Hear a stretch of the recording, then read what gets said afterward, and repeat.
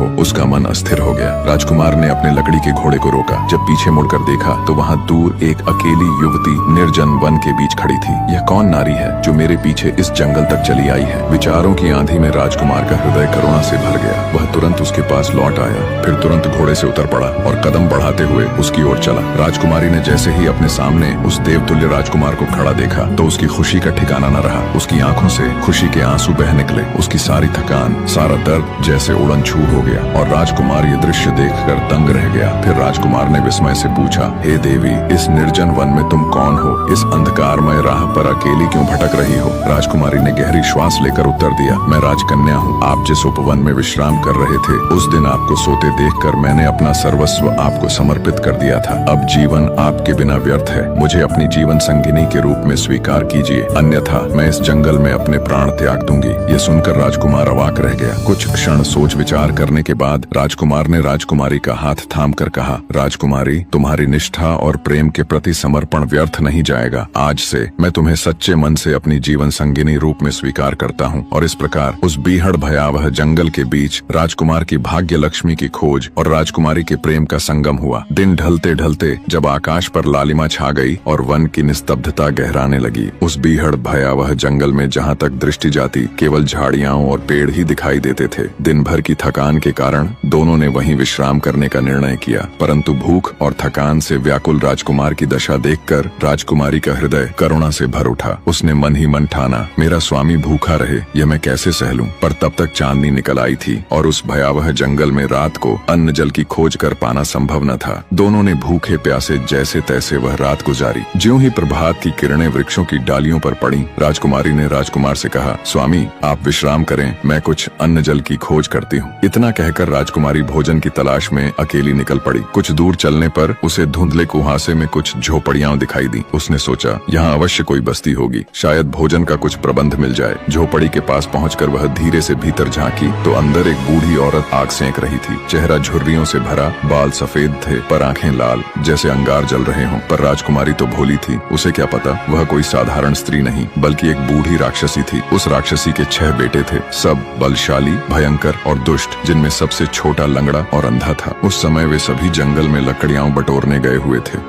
ज्यों ही राक्षसी ने द्वार पर खड़ी उस रूपवती स्त्री को देखा तो उसकी आंखें उस रूप यौवन को देखकर आश्चर्य से जड़ हो गईं। फिर उसने दुष्ट राक्षसी बुद्धि से सोचा, यह रूपवती तो मेरे पुत्रों में से किसी एक की वधू बनेगी। बस यही विचार आते ही उस दुष्ट राक्षसी ने झटपट बिना एक पल गंवाए राजकुमारी पर मंत्र फूंक डाला और पलक झपकते ही राजकुमारी निष्प्राण सी वहीं द्वार पर गिर पड़ी। राक्षसी जोर जोर से हंसते हुए बोली,